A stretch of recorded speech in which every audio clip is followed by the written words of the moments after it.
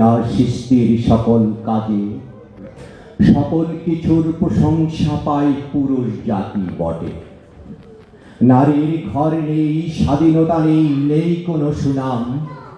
নারীর পাওনা হিসেবে উপহার পায় শুধু চলার পথে পদে পদে শুধুই নিন্দা আর দুর্নাম।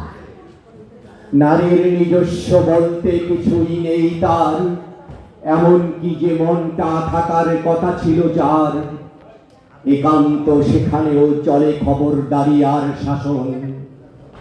সমাজ ও আইন যতই বলুক নারী সমাধিকারী, কার্যত সে জায়গাটাও থাকে খাখা বিরান শূন্য। এটাই নারীর কঠিন জীবনের চিরন্তন ভাগ্য।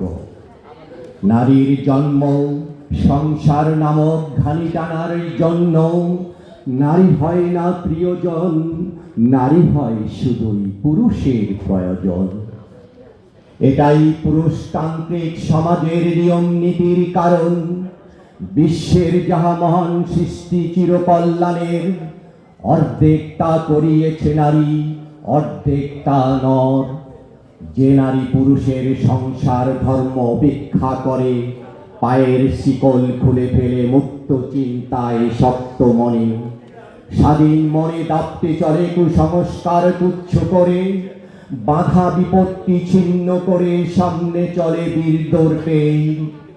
তার বেলাতেও ভিন্ন রূপ যায় দেখা সমাজ পটে।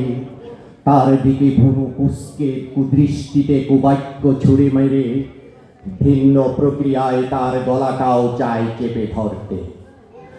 উল্টা পয়া নষ্টা পরে ভিক্ষার দায়ে থামিয়ে দিতে পরাধীনতার শিকল চায় শুধু তার পায়ে পড়াতে। তবু সে নারী যায় না থেমে, চলে সামনে সভ্য সমাজ গড়ে তুলতে।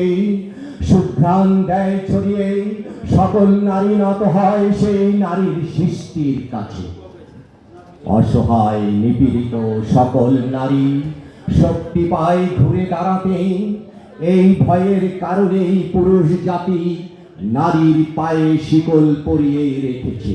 ধন্যবাদ সকলকে।